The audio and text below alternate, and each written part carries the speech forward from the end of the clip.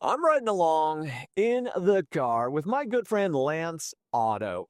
And Lance is a hardcore real estate investor. We've known each other for a long time, so we're going to interview Lance as we roll down the road right here. Lance, buddy, my man, Yes. how did you get started in real estate investing?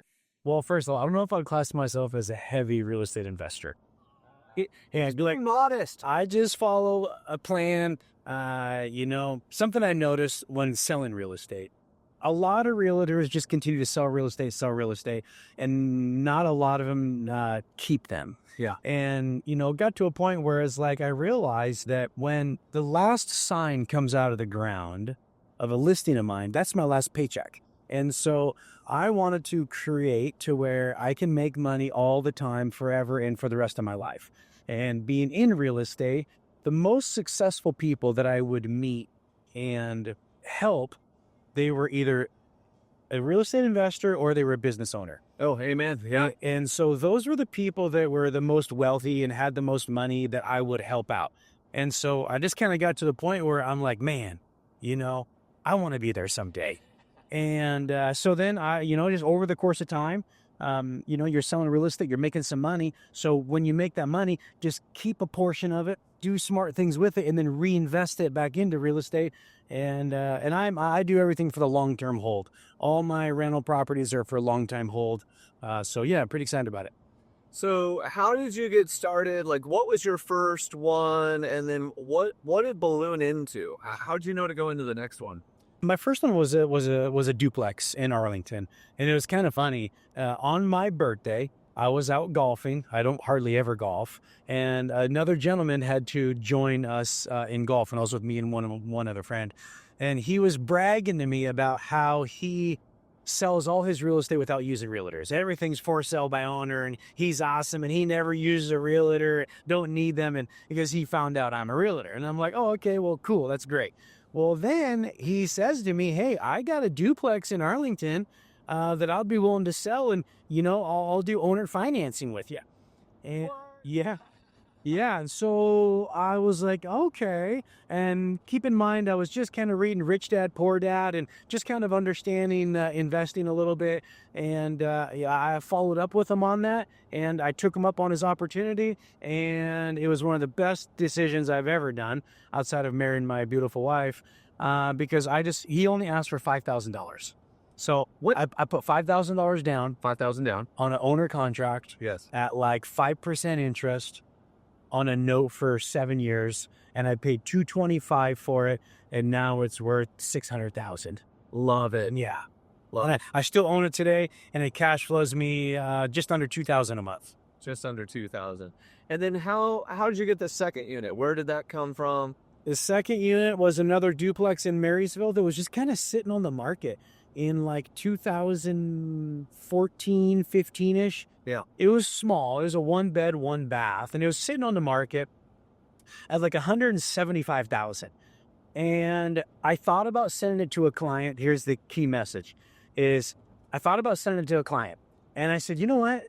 If I believe this is such a good deal, Yes. then I need to buy it. Yes. And you know what? I had a good month that month in real estate. And so I just took pretty much all the money I made in real estate and took all that and bam, put it all down on the down payment on a duplex that I paid $171,000 for. And that was my second investment, was another duplex. Awesome. What took you into the next one? Like, Gosh, and then another opportunity came up.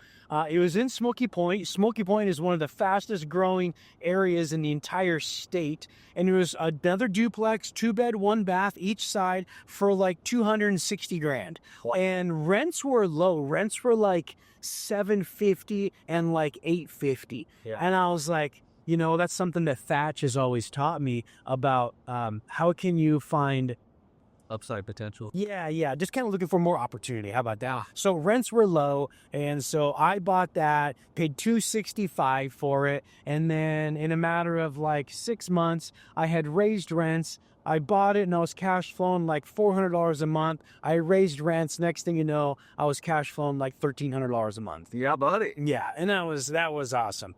But the cool thing though about both of those two duplexes right there is I held on to them for a while until more opportunities came my way. Yeah. And so a 5-unit complex came up for sale in Arlington, and I love Arlington. That's where I live. So I kind of want to invest where I live. And I felt the numbers were great. And once again, the rents were low. And so I'm looking for things that I can buy where I can then get not only appreciation in the market, but where I can get more cash flow because the rents are just low. Because most tenants, they don't want to raise rents on people because they don't want people to move out. So they keep the rents low, which is fine. Yet, so is what I did. I did a 1031 tax exchange. Then I sold the Marysville duplex that I had bought for 170, and I made like 370 grand in equity. Now, so I paid zero taxes on that. Yeah. And I did a 1031 tax exchange into the 5-unit, and overnight I went from cash flowing about 700 a month because I had a 15-year note on the duplex. Yeah. So my payment was kind of higher. Cash flowing 700 to 2,500 immediately. And now that same building cash flows approximately 3,500 a month. Nice. Yes. And I actually did 2 of those. So 1031 tax exchanges are pretty awesome because then I also came across another opportunity to buy a 7-unit complex. And, I sold my duplex in Smoky Point, made another $350,000 off of that from just the appreciation from what I bought it for and what it sold for, and took all that money, rolled it on into the 7-unit, and that 7-unit cash flows almost $5,000 a month. So that was a home run, and I'm very excited about that one. And then what happened after that? Well, in between all that, actually, something that you taught me, Anton, I had a house, my very first home that I ever bought. I owned it in Glen Eagle, and we had bought some land and we built a house, so we moved out. Yeah. And I was renting it out, and I was cash flowing like 500 a month. Yeah. But I had 170,000 equity in there. And you had taught me and shared with me that I can have lazy equity. I didn't really know what that meant. And so is what we ended up doing was I sold then my very first home, and that was kind of hard to do because I was a little emotionally attached to it. We brought our kids home from it. My wife really loved the house and the neighborhood. And so we ended up selling that, and I rolled all the money in, and I bought a 4-plex in Marysville. And that I paid like $525 for it, and now it's probably worth $1 million. Oh, easy $1 million, dude. It's worth like 1.1 or 1.2. That has been a very good income producing. I mean, every single month I got good tenants in there, and that cash flow is about $3,000 a month. That was fantastic. What is your total cash flow a month, and have you hit what we call the freedom number? Are you like ready to stop? What's that look like? That's a good question. At the end of the day, though, I kind of want to live a big life, and I have big dreams and goals. And so, yes, our cash flow that we make right now could cover my monthly expenses of like my mortgage and my bills and things like that. Yeah. But, I like to go on family vacations, and I like to own nice things and stuff like that. So we just kind of keep the cash flow coming on in, kind of reinvest it into our own properties or into other stocks and mutual funds and things like that.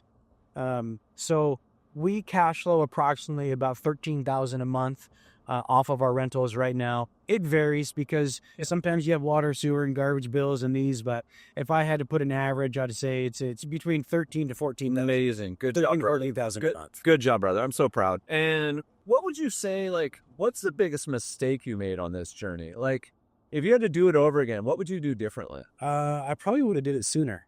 Oh, yeah. I was in real estate for 5, 6, I was in real estate for like 6 years before I bought my first investment property and rental property. Yeah. And it just really wasn't talked about too much in the environment that I was at when I first got my real estate license. It was just all about kind of selling real estate. And then when I got into a different environment where people were talking about owning real estate and buying real estate and keeping it for yourself,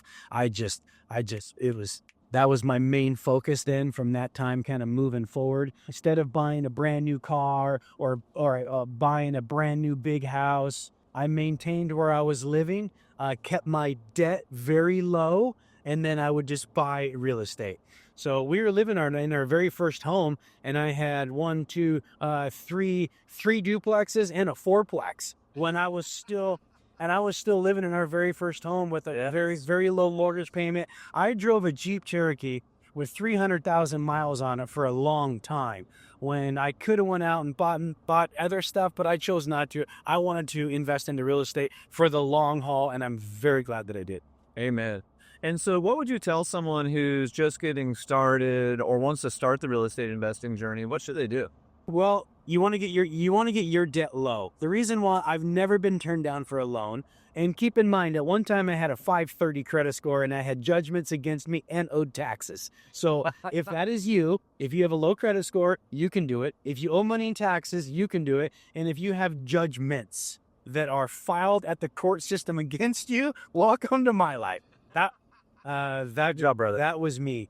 But I paid all that stuff off and I kept my debt low. I didn't have no big house payment. I didn't have no big car payments. Kelsey and I did not have a bunch of credit card debt. So every time I applied for a loan, I got every single one of them.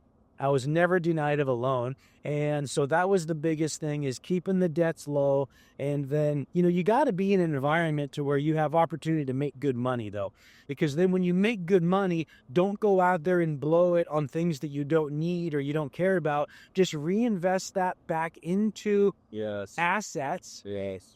And then the money you make from the assets, then go buy like your luxury things or things that you want to buy from that money. Yeah. And you've got young kids, so how are you teaching them about real estate investing or money, or how are you involving them in this process? Man, I involve them a lot. They come with me to the rental properties when we got to work on stuff. Small things, not big, huge projects. I have them come there and they work on it with me so that they can understand we have to maintain our properties. Yes. Because eventually one day, if they choose to, or if they want to, they will inherit them. I put everything in a family trust, and so it's all protected by the trust. And so the other thing, though, with money is you got to teach them that we can't go out there and just spend a whole bunch of it. We got to reinvest it. Yeah. And so when we would make money, then we would buy these buildings, and they're young. So I'm just teaching them that people live in these buildings and they pay us to live here. And obviously we have to pay our mortgage and our bills, but there's money left over every single month, and then we get to keep that money. I think it's just super important to talk to your kids about money. Yes. A lot of people don't want to, or they don't know how. And I think it's important that we constantly talk to our kids about money and teach them and share with them what that is like. And so what's your next step in your business or your financial world or real estate investing? What's next for you? Right now, at the moment, I'm building a shop at my house, which is taking up a lot of money. And so I'm not really investing at the moment because this is super important to me based upon the age of my kids and where they're at in their life and where we're at. I need to build this and do it. Yeah. And so I'm doing that right now. But once that's all done, then I'll look back into investing in real estate. I just personally like to buy multifamily units.